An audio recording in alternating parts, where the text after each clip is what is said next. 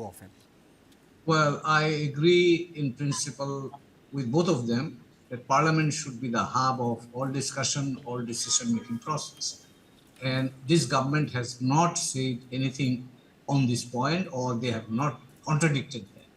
What we are trying to do, just to clarify, the political parties and the government are talking about having an agreement about the reforms, the potential reforms which would be integrated in the constitution down the line through signing a charter, meaning that they are pre-committing themselves once the reform process is over, that they will follow up on those reforms once the elections are held, and then they form the government. So that is where I think one new element that has to be understood, that the government, what the government is trying, or the political parties are also discussing, is to create or get a pre-commitment from the political actors that this reform process would be carried over whenever they come to power.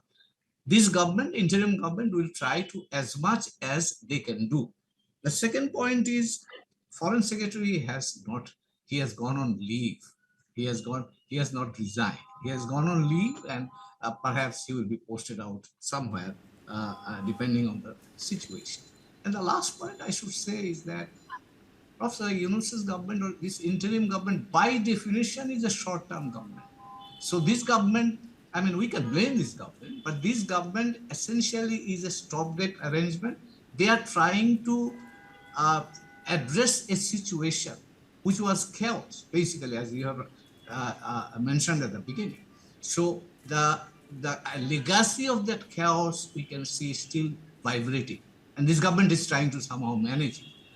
When there is an elected government, when they come over, reflecting the public opinion or people's desire, then that government we could call, and I think that this government could be a normal government and they can take the responsibility. Okay. I Very wanted quickly, to actually ask a question to Ambassador Kabir, if you would allow. please. It's about the Bengali identity which you were referring to. That the whole issue when Bangladesh was created, it began when there was an effort to stop Bengali being in the curriculum and to impose Urdu. That's how the language movement started. My parents come from Dhaka, Bikrampur. I have a long lineage from East Bengal. When Bangladesh was created, it abolished the myth that religion is more important than language, culture, and civilization.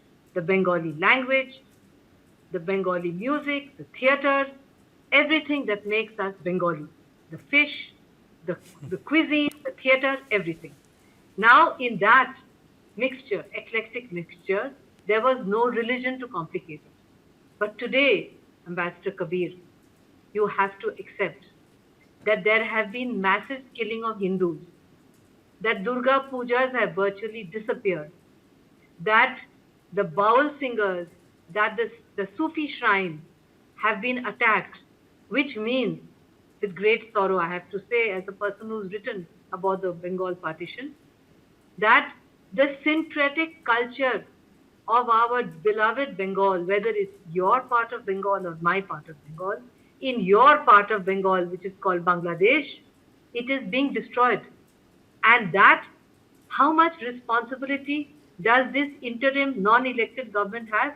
I would hold Muhammad Yunus responsible for not condemning and not stopping the killing of Hindus, the killing of Buddhists, the arbitrary arrests, the killing of Christians, the destruction of Sufi shrines. And this is something which has never happened ever since the creation of Bangladesh. So that, I'm sure, whether you want to say it on national television or not, I can well understand you have to live there, so you don't have to answer my question. But I would tell you that just as a foreign secretary does not go on leave, you and I are professional diplomats. A foreign secretary goes on leave when he is forced to go on leave. Okay, let's understand that. But, so we don't have to comment on that.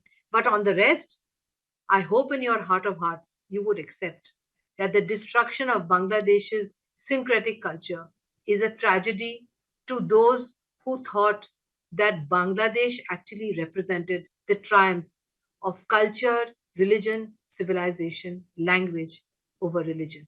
That's what I always thought. But now I'm having serious doubts about it. Thank you.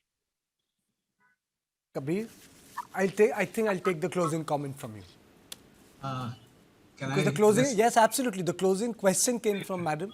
The closing answer has to be from you. Okay, okay. Let me extend a very warm welcome to my colleague, esteemed colleague, Ambassador Mukherjee, to come and visit Bangladesh. I can assure her that the sympathetic character of Bangladesh has not changed.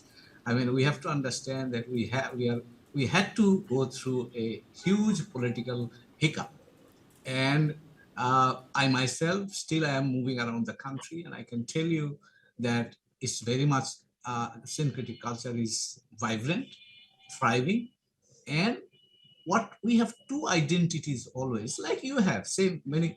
We have a Bengali identity, and we have also the Muslim or Hindu identity. I mean, because of our history. So both are there. At one point, some identity may get a little bit of more preference, but not without paying the due respect to the other identity.